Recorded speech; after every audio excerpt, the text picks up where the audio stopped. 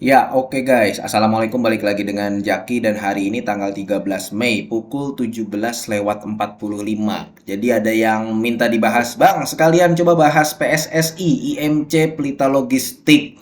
Jadi PSSI ini ya, kalau kita lihat di sebenarnya gini, baik Nelly, baik PSSI atau HAIS itu industrinya sangat erat nih ya guys ya, sangat erat dengan harga-harga komoditas.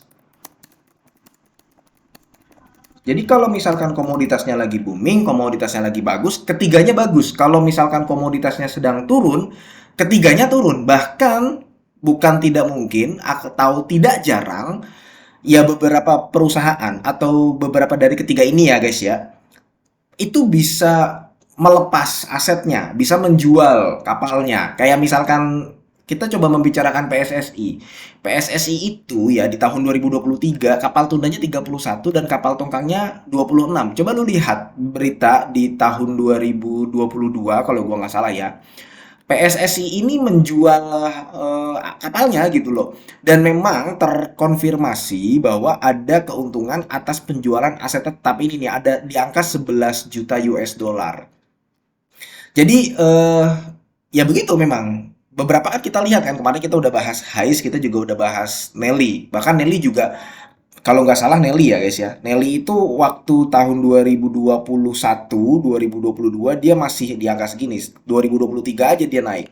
Cuman memang agak kebalikannya dengan si PSSI. PSSI justru pada saat 2022 dan 2023, terutama di tahun 2022, itu mencoba melepas kapal-kapalnya. Ya nggak semua, tapi memang dilepas ada yang dijual.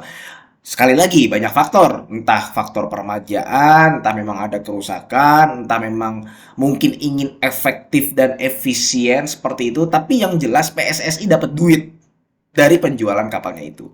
Nah, kalau misalkan ditanyakan mana yang paling bagus, sebenarnya tiga-tiganya bagus. Baik dari DER-nya, baik dari ROE-nya, kemudian dari bisnisnya. Ketiganya, termasuk PSSI, itu memiliki hutang yang sangat kecil. Jadi jumlah liabilitasnya itu cuma 33 juta US dollar, sedangkan ekuitasnya itu di angka 145 juta US dollar. Kan gede. Coba ya kita lihat di laporan keuangan tahun 2022. Ekuitasnya bertumbuh terus. Dari tahun 2020 juga naik nih. Ini tahun 2020-2019. Ekuitasnya waktu itu ada di angka 94 juta US dollar ya.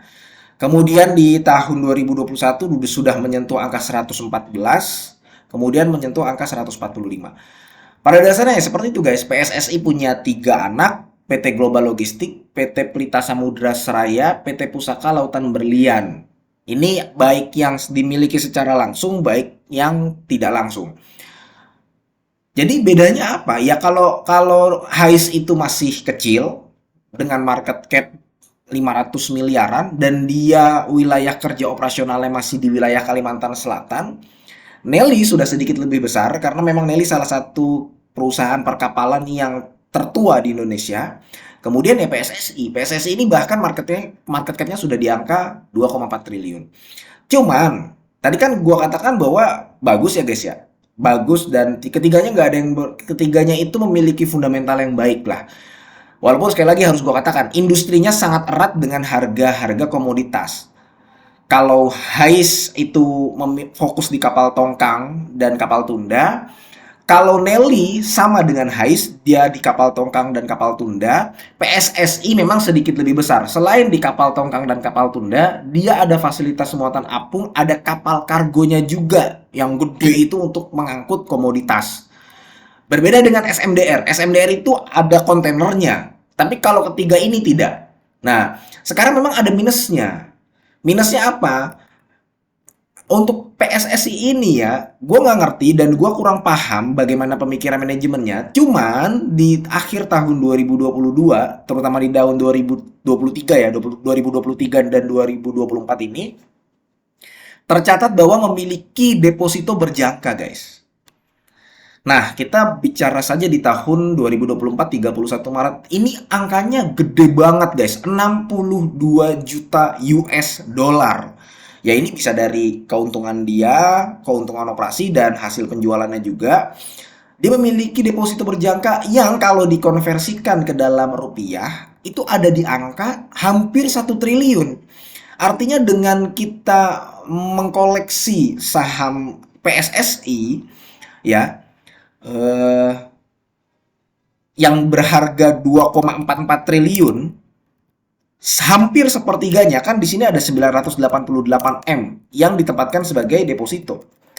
Jadi kita sama saja hampir membeli sepertiganya itu uang didepositokan gitu loh. Nah, ini ada dua kemungkinan.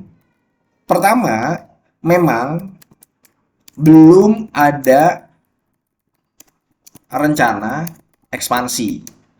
Itu yang pertama. Yang kedua, memang manajemen sudah tahu bahwa industri ya, industri komoditas sudah tidak booming besar. Jadi ya sudahlah kita tempatkan saja di deposito toh nanti akan mendapatkan pendapatan pendapatan lain gitu loh. Akan ada pendapatan keuangannya sendiri 1 juta US dollar guys. Laba brutonya nih ya, laba brutonya 6,7 juta. Nanti dia dapat pendapatan keuangan 1 juta.